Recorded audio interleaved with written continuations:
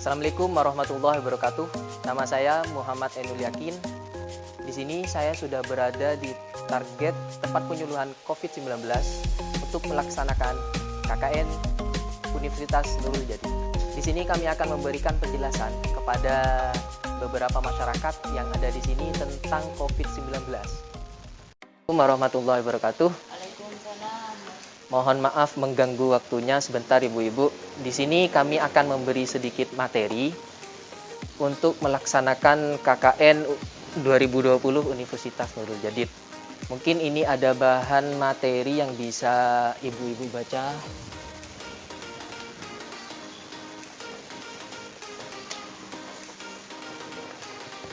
Nah, sebelumnya untuk mengikuti protokol kesehatan, kami memiliki beberapa masker yang ingin dibagikan kepada ibu-ibu sekalian. Mungkin ini masker yang bisa kami berikan kepada ibu-ibu untuk digunakan karena di protokol kesehatan untuk mencegah COVID-19, kita harus menggunakan masker dan menjaga jarak minimal 1 meter. Karena mungkin ini tempatnya yang kurang lebar, untuk jaraknya mungkin kita bisa ya nggak apa-apa begini sudah. Ini untuk maskernya mungkin bisa dipakai terlebih dahulu.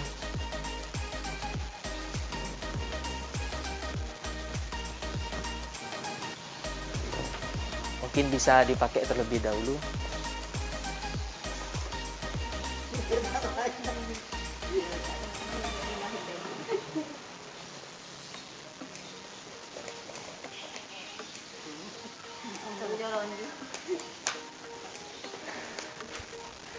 Nah, di sini kami memberikan materi sedikit tentang corona dan bahayanya corona dan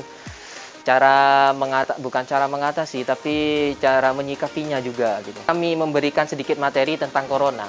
Jadi corona ini adalah nama virus yang kemudian biasa disebut virus corona atau coronavirus. Dan kalau COVID-19 adalah nama resmi penyakit yang disebabkan oleh virus corona. COVID-19 sendiri ialah kepanjangan dari CO ialah corona, V ialah virus, dan D ialah disease. Sedangkan 19-nya, kenapa kok disebut 19? Karena virus ini bermuncul yang ditemukan di Cina pada Desember lalu tahun 2019. Di sini kami memberitahukan beberapa data yang kami ambil dari salah satu sumber bahwa jumlah kasus terkonfirmasi positif hingga 14 Mei 2020 kemarin ialah 16.000 orang dengan jumlah kematian 1.043 orang. Dari kedua angka ini dapat disimpulkan bahwa tingkat kematian yang disebabkan oleh COVID-19 Indonesia adalah sekitar 6,5%. Jadi setiap harinya COVID-19 ini bertambah dan jumlah kematian pun juga bertambah karena yang disebabkan oleh COVID-19 ini. Dan di bawahnya itu ada tingkat kematian berdasarkan kelompok usia. Yang pertama ialah umur 0 sampai 5 tahun, tingkat kematiannya 2,6%. 6 sampai 17 tahun, tingkat kematiannya 0,67%. Usia 18 sampai 30 tahun, tingkat kematiannya 1,17%, dan 31 sampai 45 tahun tingkat kematiannya 2,35%, dan usia 46 sampai 59 tahun itu tingkat kematiannya 8,9%, dan lebih dari usia 60 tahun tingkat kematiannya 17,3%.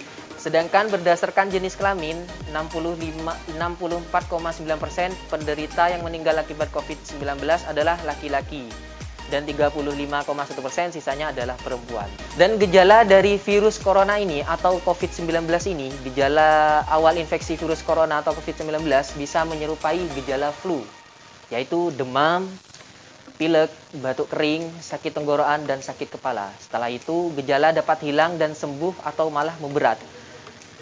Secara umum ada 3 gejala umum yang bisa menandakan seorang terinfeksi virus corona, yaitu demam, batuk kering, sesak napas.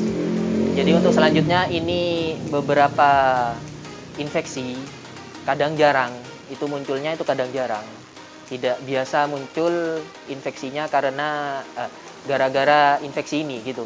Jadi yang pertama yang jarang muncul untuk infeksi corona itu ialah diare, sakit kepala, konjuktivitas, hilangnya kemampuan mengecap rasa atau mencium bau, ruang di kulit. Gejala-gejala COVID-19 ini umumnya muncul dalam waktu 2 hari sampai 2 minggu setelah penderita terpapar virus corona. Jadi kan banyak itu banyak orang-orang yang sampai dibawa ke rumah sakit padahal dia tidak tahu penyakitnya apa. Sampai ada yang sudah kejadian di daerah Probolinggo ini, seorang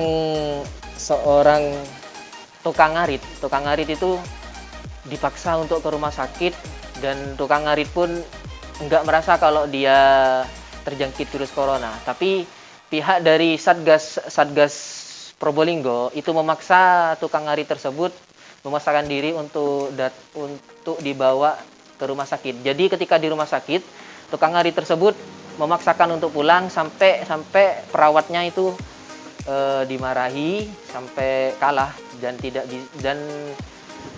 tukang ngarit tersebut pulang. Seorang dapat tertular COVID-19 melalui berbagai cara, yaitu tidak sengaja menghirup percikan ludah yang keluar saat penderita COVID-19 batuk atau bersin. Jadi dalam protokol kesehatan ini kita dianjurkan untuk menggunakan masker bukan karena kita sakit atau tidaknya. Jadi yang menggunakan masker diwajibkan untuk menggunakan masker agar satu, jika tidak sakit agar tidak tertular oleh orang lain.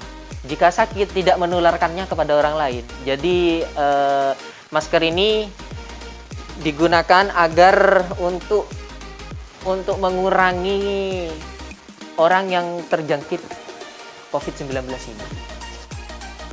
Nah, untuk menentukan apakah pasien terinfeksi virus corona, dokter akan menanyakan gejala yang dialami pasien dan apakah pasien baru saja bepergian atau tinggal di daerah yang memiliki kasus infeksi virus corona sebelum gejala muncul. Jadi ketika diperiksa oleh seorang dokter, kita itu pasti ditanyakan, sampean dari mana, kok bisa terkena gini, sampean bareng dengan siapa gitu, ditanyakan semua.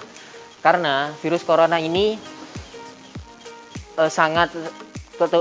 untuk menularkannya itu sangat banyak.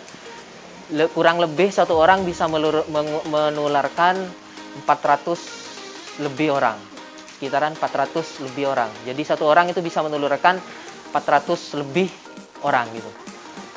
Jadi makanya kita dianjurkan untuk menggunakan masker. Karena dengan menggunakan masker, jika tidak sakit tidak bisa tertular, jika sakit tidak menularkan, jadi tidak tambah banyak di Indonesia ini. Untuk memastikan diagnosis COVID-19, dokter akan melakukan beberapa pemeriksaan.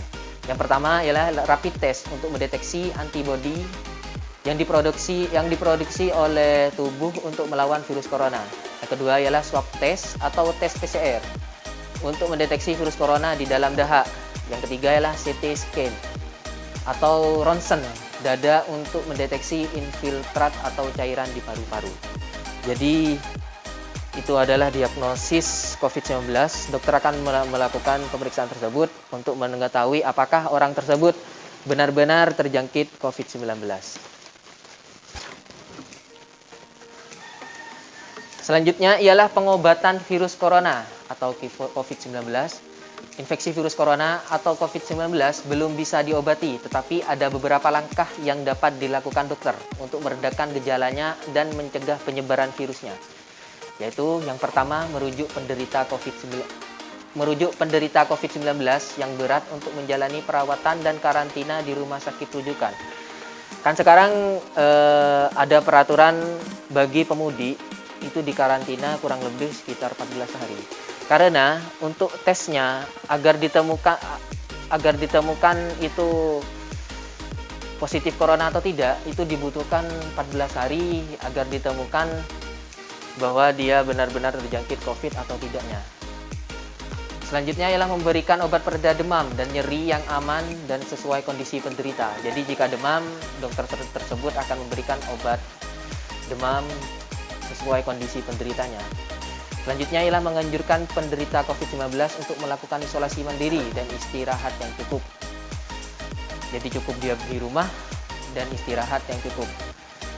Selanjutnya ialah menganjurkan penderita COVID-19 untuk banyak minum air putih untuk menjaga kadar cairan tubuh. Jadi air putih itu juga diperlukan untuk menjaga kadar air putih yang ada di cairan tubuh kita. Pencegahan virus corona atau COVID-19. Di sini ada beberapa yang kita bisa cegah agar virus corona atau COVID-19 ini tidak menular kepada kita atau menularkannya. Yang pertama ialah terapkan physical distancing, yaitu menjaga jarak minimal 1 meter dari orang lain. Dan mohon maaf, ini mungkin ketersediaan tempat, kita tidak bisa menjaga jarak minimal 1 meter. Selanjutnya ialah gunakan masker. Nah, tadi sudah saya jelaskan bahwa penggunaan masker ini jika tidak sakit itu tidak tertular, dan jika yang sakit tidak menularkannya gitu. Selanjutnya ialah rutin mencuci tangan dengan air dan sabun atau hand sanitizer. Ini ada hand sanitizer yang mengandung alkohol kurang lebih 60%. Jadi jika kita malas untuk mencuci tangan, kita bisa menyediakan hand sanitizer di samping kita untuk beraktivitas di rumah maupun di luar rumah. Untuk tidak basah-basah mencuci tangan, karena mencuci tangan di air dengan sabun itu mungkin agak ribet kalau setiap hari atau setiap waktu harus mencuci tangan. Jadi kita harus lebih simpelnya menyediakan hand sanitizer di tempat kita. Selanjutnya, jangan menyentuh mata, mulut, dan hidung sebelum mencuci tangan. Jadi lakukan mencuci tangan terlebih dahulu sebelum kita memegang alat-alat indera kita. Takutnya di tangan kita itu terdapat virus corona gitu. Selanjutnya ialah tingkatkan daya tahan tubuh dengan pola hidup sehat. Jadi dengan makan makanan yang sehat seperti sayur-sayuran bisa mencegah terjadinya COVID-19 ini. Hindari kontak dengan penderita COVID-19. Orang yang dicurigai positif terinfeksi virus corona atau orang-orang yang sedang sakit demam. Jadi ketika ada orang atau keluarga ibu-ibu yang sudah diprasangka kalau itu sakit corona, kita itu wajib memberitahu kepada petugas medis setempat gitu, untuk memeriksanya bahwa apa dia sedang terjangkit virus atau tidak gitu. Selanjutnya adalah tutup mulut dan hidung dengan tisu saat batuk atau bersin, kemudian buang tisu ke tempat sampah. Jadi ketika bersin, kalau bersinnya di tempat ramai, itu tutup mulutnya dan hidungnya. Takutnya ibu sendiri yang terjangkit virus tersebut, untuk tidak menularkannya kepada orang lain gitu. Selanjutnya adalah jaga kebersihan benda yang sering disentuh dan kebersihan lingkungan, termasuk kebersihan rumah. Jadi rajin-rajin menjaga kebersihan. Nah, di sini ada beberapa makanan, mungkin ada beberapa sayuran yang direkomendasi untuk menjaga imunitas tubuh agar terhindar dari virus corona atau COVID-19. Yang pertama ialah tumis brokoli, yang kedua ialah cah buncis wortel bumbu bawang. Dan ini juga sama-sama mengandung vitamin C. Yang wortel ini mengandung vitamin C, vitamin K, dan vitamin A, serta zat lain seperti folat, protein, dan serat. Selanjutnya ialah tumis salmon bayam. Salmon yang merupakan sumber omega 3 yang baik, protein yang mengandung antioksidan penting, potasium, dan rendah lemak. Selanjutnya ialah salad, buah, dan sayur. Buah-buahan yang kaya dengan vitamin A, C, dan E sangat bagus untuk meningkatkan imun tubuh. Nah, jadi untuk meningkatkan imunitas tubuh ini, kita dianjurkan untuk mengkonsumsi, meskipun sedikit tidak apa-apa, kalau bisa lebih sering, lebih istiqomah untuk mengkonsumsi makanan yang kaya dengan vitamin. Selanjutnya ialah minuman herbal, seperti minum jahe, kunyit, air, lemon, madu, temulawak, serai, dan kencur. Ya, itulah beberapa makanan dan minuman yang kita harus konsumsi untuk meningkatkan imunitas tubuh kita agar terhindar dari COVID-19. Nah, karena untuk kesulitan untuk membawa air atau timba untuk mencuci tangan dengan sabun, saya di sini memiliki hand sanitizer dan yang bisa saya praktekkan kepada ibu-ibu sekalian. cara untuk mencuci tangan gitu. Jadi kita ambil secukupnya hand sanitizer tersebut. Mungkin ibu-ibu bisa langsung mencobanya.